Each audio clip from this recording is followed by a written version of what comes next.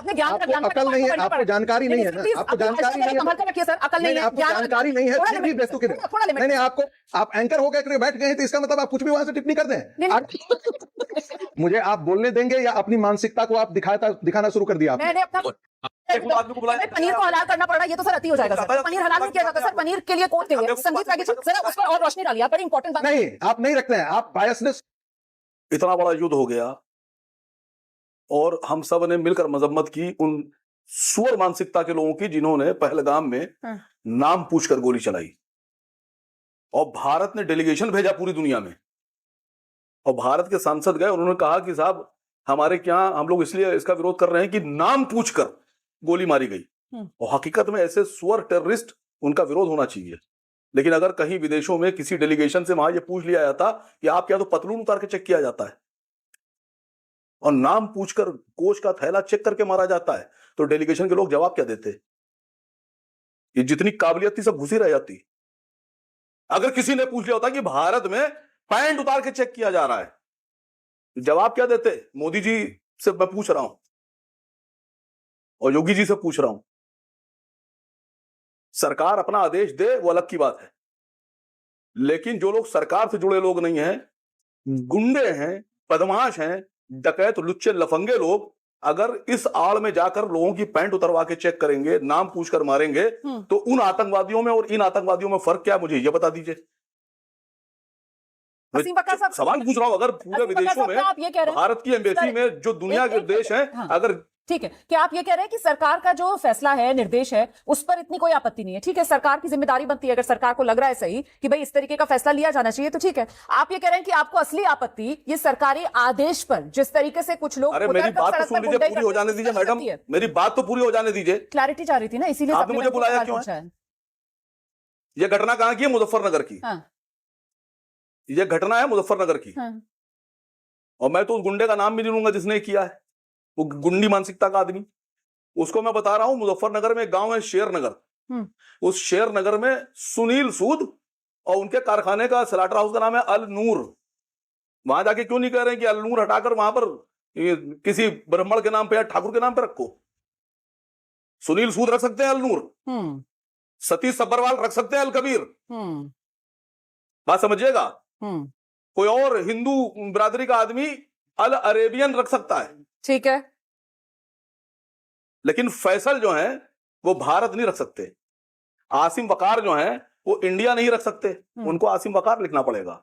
रोमाना इसार खान जो है उनको रोमाना रखना पड़ेगा अपना नाम, वो महिला आयोग के नाम से या महिला के नाम से नहीं रख सकती, उनको नाम पूरा बगदार लगना पड़ेगा। तो फिर अल कबीर क्यों रखा जा रहा है? अल नूर क्यों रखा जा रहा है? अल अरेबियन क्यों रखा जा रहा है? जो मुजफ्फरनगर का है अल सूद जाए। और मेरा दूसरा सवाल कि अगर नाम पूछकर गोली मारने वाले दुनिया के सबसे बदतरीन टेररिस्ट हैं, तो पतलून उतार कर चेक करने वाले धर्म ये दुनिया के क्यों नहीं है? ठीक है सर, अगर जवाब है तो दे दीजिए, वरना डिबेट बंद कीजिए। ठीक है, मैं चलती हूँ आगे। दर्शकों को लेकर संगीत रागी जी हमारे साथ मौजूद है, राजनीतिक विश्लेषक है। संगीत रागी जी आइए, जिस बात का जिक्र अभी यहाँ इस चर्चा में किया गया है असीम वकार की तरफ से, उन्होंने कहा कि साहब ये जबरदस्ती, मतलब एक तरीके से मुसलमानों को टारगेट करने के लिए। वो कह रहे हैं कि सुनील सूद नाम लिया उन्होंने कि वो अल नूर रख सकते हैं, इसके अलावा सतीश सब्बरवाल का उन्होंने नाम लिया और वो कह रहे हैं कि वो अल कबीर रख सकते हैं, लेकिन वो कह रहे हैं कि मुसलमान जो है वो इस तरीके का कोई नाम नहीं रख सकता है। सवाल ये है सर कि ब्रांड का नाम तो कुछ भी हो सकता है ना, मतलब जो खाद्य सुरक्षा कानून है वो भी ये कहता है कि मालिक का नाम लिखना होगा। अब कंपनी तो अपना कोई भी नाम रख सकती है ना, बाकी मालिक का नाम ठीक है, वहां पता होना चाहिए कौन है मालिक। तो फिर ये रोक कि मुसलमान जो है या जो भी धर्म का है वो बस अपने धर्म का नाम ही लिखे, अपनी धार्मिक पहचान ही बताए, ये क्यों है सर इतना जोर इस पर? मैं इसका कारण बताता हूं जी। देखिए, इस देश में एक हलाल इकोनॉमी चलती है, और हलाल इकोनॉमी के अंदर दुपट्टा भी हलाल है, लिपस्टिक भी हलाल है, कलर जो कियारने वाला रंग बिकता है वो भी हलाल बेचा जाना चाहिए। और ये मुसलमान जितने व्यापारी हैं, पहले तो हम लोग जानते थे कि बकरा हलाल है या मटन या मीट तक ही ये सब चलता है, लेकिन आज में एक बहुत बड़ा एक हलाल इकोनॉमी डेवलप किया है। तो ऐसी स्थिति में जो खाने की सामग्री है वो हलाल कैसे है, अब उसमें पनीर कैसे हलाल होगा? तो उसके लिए रिचुअल किया जाता है, वो कुरान की आयतें पढ़ करके की जाती हैं। और ये सर ऐसा अब तो कभी ऐसी स्थिति में सर ऐसा कभी कोई सुना नहीं हिंदू है। को कहे ये सर ज्यादा हो गया, मतलब नहीं, मैं आप- फंस रहे हैं इस पर। यदि आप नहीं ये सर पनीर हलाल मतलब ये नहीं सुना सर कभी। आदमी को ये सर गलत हो जाएगा। भाई अगर इस मुसलमान तरीके की किसी यादव जानकारी डेयरी से जाएगी ना जाकर सर, अगर पनीर तो ये लेते गलत हो जाएगा सर। और वो भी मेरे शो में ऐसी जानकारी चल रही है आदमी को बुलाया भाई पनीर को हलाल करना पड़ रहा है, ये तो सर अति हो जाएगा सर। पनीर हलाल नहीं किया जाता सर, पनीर के लिए कोई आयत कुरान की मेरे ख्याल से यहाँ पर, मैं तो सर धर्म की जानकार नहीं हूँ, लेकिन ये अति हो जाएगा सर। लेकिन आपने वो जो हलाल इकोनॉमी वाली बात कही है, संगीत रागी जी जरा उस पर और रोशनी डालिए। आप बड़ी इंपॉर्टेंट बात आप कर रहे हैं। मतलब ये जो अभी असीम वकार कह रहे थे, सुनील सूद और ये सतीश सब्बरवाल का जो नाम ये ले रहे थे, वो अल नूर अल कबीर, क्योंकि हलाल इकोनॉमी सर मुसलमान के पास हिंदुस्तान में तो शायद इतना पैसा है नहीं, या इतना इकोनॉमिकली उसकी स्पेंड करने की क्षमता है नहीं। तो ये जो हमारे बिजनेसमैन है, क्योंकि दुनिया के अंदर सर हलाल इकोनॉमी एक बड़ा बाजार है, तो ये दुनिया में पैसा कमाने के लिए ये सुनील सूद और सतीश सब्बरवाल जैसे लोग जो है वो हलाल इकोनॉमी की वजह से ये अल नूर और अल कबीर रखते हैं। सर बड़ी इंपॉर्टेंट बात आप बता रहे हैं, बताइए प्लीज संगीत जी। ज्ञान की सीमा होती है, अज्ञानता की कोई सीमा नहीं होती है। ओके तो यदि आपको जानकारी नहीं है, इसका मतलब ये हंसने की आवश्यकता नहीं है, ठीक है। इस देश में हलाल अपार्टमेंट का नाम सुना है आपने? मक्का की तरफ मुंह किए हुए हलाल अपार्टमेंट भी चलते हैं।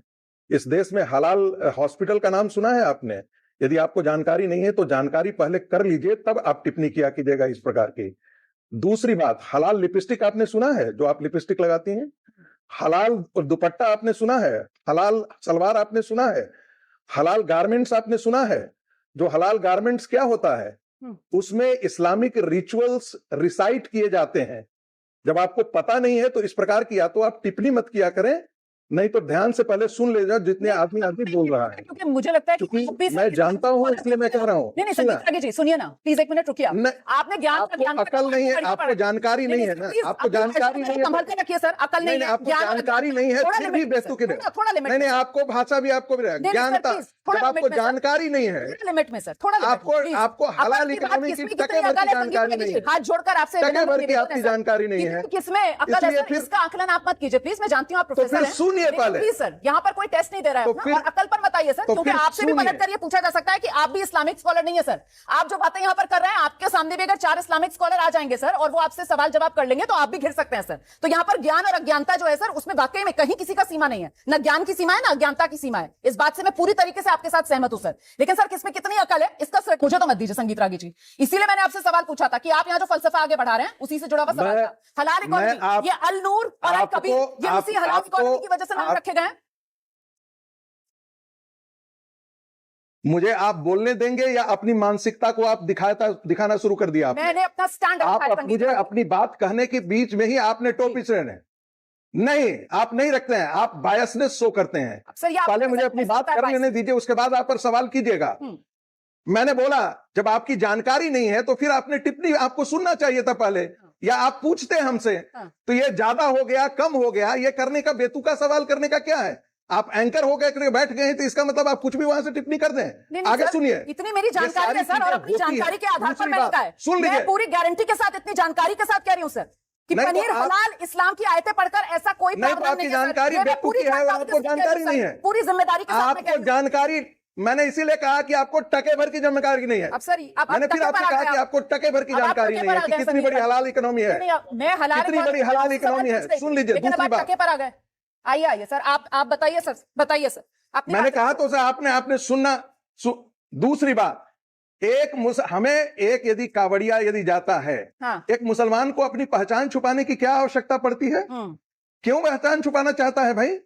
हम हिंदू हैं, हम नहीं चाहते हैं, हम करीम से नहीं खरीदना चाहते हैं, हम हलाल किया हुआ चीज नहीं खरीदना चाहते हैं, हम हलाल फ्रूट नहीं चाहते हैं, हम हलाल कोई भी आइटम नहीं चाहते हैं। तो हमें ये जानने का पूरा अधिकार है कि ये बेच कौन रहा है। क्योंकि उसको तो कह रहा है मदरसा छाप मौलाना कह रहा है कि भाई तुम हलाल करके ही बेचो इसको, चाहे वो शाकाहारी हो या मांसाहारी हो, हलाल दोनों में चलता है। ये जानकारी आप रख लीजिए। इसलिए मैं कह रहा हूं तो अधिकार है उसे कि ये जाने कि ये कौन आदमी है, और पहचान छुपाने की जरूरत क्या है भाई? ठीक है, नेम प्लेट लगाने की क्या आवश्यकता है? नेम प्लेट लगाने से आपको क्या पहचान है? उसका ओनर क्या है? ये हमारे ऊपर है। मैं कस्टमर हुए, मुझे अपने जानने का अधिकार बनता है। तो बिल्कुल मेरा विचार है, संगीत रागी ने यहाँ पर कही, बिल्कुल विचार है। साहब इसमें क्या जरूरत है, छुपाने की क्या जरूरत है? भाई जो है वो बताओ। रुमाना जी एक मशहूर शेर है राहत इंदौरी साहब का कि जिधर से निकलो धुआं बिछा दो, जहां भी पहुंचो धमाल कर दो, और सियासत ने तुमको हक दिया है हरी जमीनों को लाल कर। देखिए, मैं लगातार कई बार चैनलों पर कह चुका हूं, no justice for Muslim, Dalit and OBC right now. वो इस आधार पर कह रहा हूं कि मुसलमानों को आर्थिक तौर पर, राजनीतिक तौर पर और जो न्यायिक तौर पर जो है वो दीवार से लगाया जा रहा है। जैसे आप विक्टिम कार्ड खेल रहे हैं। नहीं, मैं उसका उदाहरण दे रहा हूं। हाँ। क्योंकि इनके कई ऐसे नेता भारतीय जनता पार्टी के आकर कह चुके हैं कि इनका आर्थिक बाइकआउट करो, सामाजिक बाइकआउट करो, और न्यायिक तौर पे जहां पे मैं बात कर रहा हूं कि सुप्रीम कोर्ट के जजों को धमकाना, ये भारतीय जनता पार्टी की फितरत में आ चुका है। देखिए जवाब मैंने ये सवाल पूछा था, और मैंने सवाल जो है वो असीम वकार साहब से पूछा था, उसका जवाब उन्होंने दिया नहीं। ये जब हिंदू मुसलमान करना होता है सर, तभी आप लोगों को ये सारी बातें याद आ रही होती है। मतलब आप मुझे बताइए